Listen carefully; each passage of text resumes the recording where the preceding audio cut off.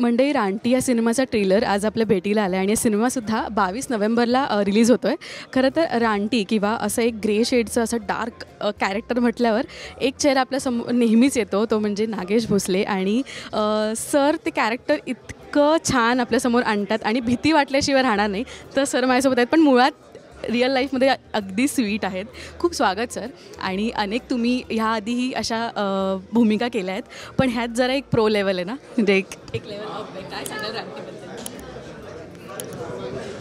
Real लाईफमध्ये मी sweet आहे हे तू बोललीस ते फार बरं केलंस. Thank you for that. असं मला कोण स्वीट बीट म्हणत नाही.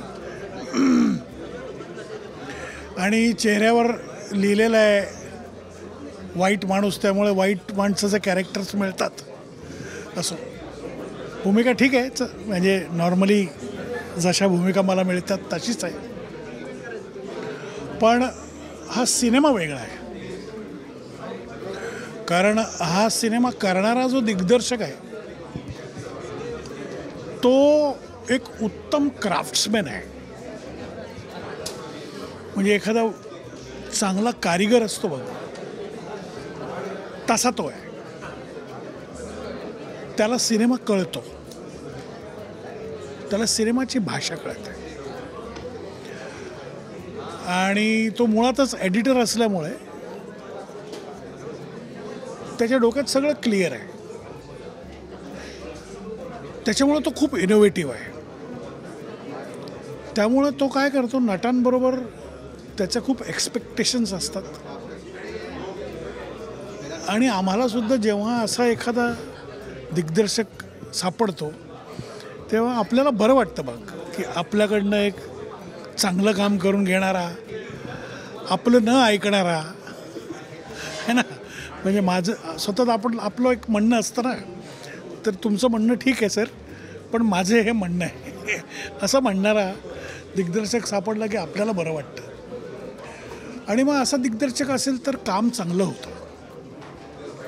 त्यामुळे हा चित्रपट वेगळा, टेक्निकली खूप भारदस्त, हे लोक म्हणतात त्याप्रमाणे खरंच पॉवरफुल आहे सिनेमा.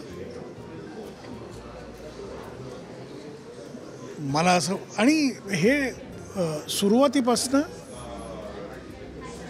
डोक्यातच होतं, सांगितलंच गेलं होतं की हा सिनेमा खूप काही ज्ञानप्रबोधिनी वगैरे असं नाही, किंवा खूप काही म्हणणं आहे अशातला भाग नाही.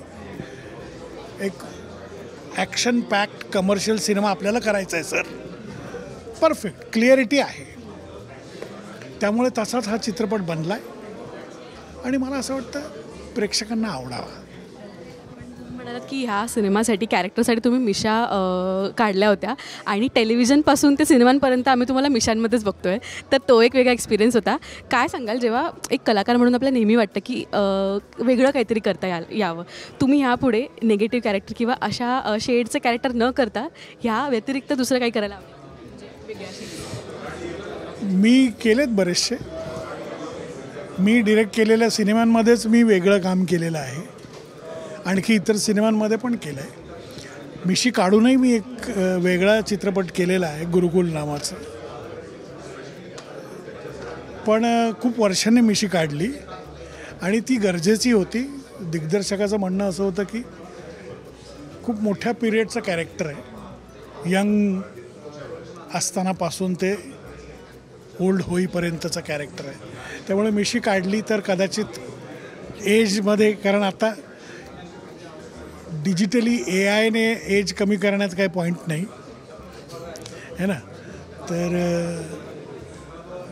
आणि ते त्याचं करेक्ट होतं. मिशी काढल्यामुळे मग त्या पिरियडमध्ये कमी एज असलेला ॲक्टर वाटला, ते कॅरेक्टर वाटलं. सो या फार काही वेगळं केलं अशातला भाग नाही मी, पण ते दिग्दर्शकाचं म्हणणं होतं तसं आणि ऐकावं दिग्दर्शकाचं. 22 तारखेला पिक्चर येतो आहे. मला असं वाटतं हा एक बेंचमार्क सेट करणारा असेल मराठी इंडस्ट्रीमध्ये. सर, तुम्ही काय तुमच्या लाडक्या प्रेक्षकांना अपील करायची गरज नाही, ट्रेलरने सगळं बोलतो आहे, पण तरीही एक आपुलकीने काय सांगाल? आपुलकीने मला एवढंच प्रेक्षकांना म्हणायचं आहे की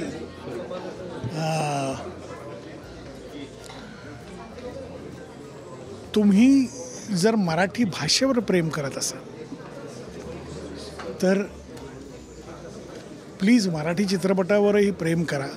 जसं तुम्ही मराठी साहित्यावर प्रेम करता, तुम्ही मराठी नाटकाला प्रेम देता, मराठी चित्रपटाला पण प्लीज द्या.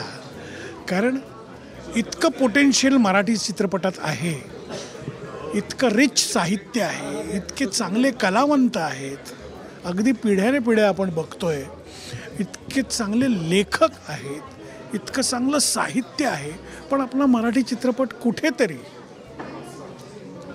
ह्या सगळ्या सिनेमांच्या, साऊथच्या म्हणा, बॉलिवूडच्या म्हणा, हॉलिवूड, ह्याच्यात स्टँड आऊट असा कधीतरी एखादा होतो. तर ते कधीतरी एखादा होण्याऐवजी सतत व्हावा, ह्यासाठी तुम्ही प्रेक्षकांची साथ पाहिजे. आणि ती साथ तुम्ही जर चित्रपटगृहात जाऊन ते सिनेमे पाहिले तरच मिळेल. तर प्लीज चित्रपटगृहात जा आणि चित्रपट बघा. भारी वाटते, कारण का संजय सर, जयवंत वाडकर सर इतके दिग्गज कलाकार सर तुम्ही आहात, म्हणजे प्रेक्षकांसाठी पर्वणी आहे बघायला. थँक्यू सो मच सर, आणि ऑल द बेस्ट रानटीसाठी सुद्धा. Thank you so much.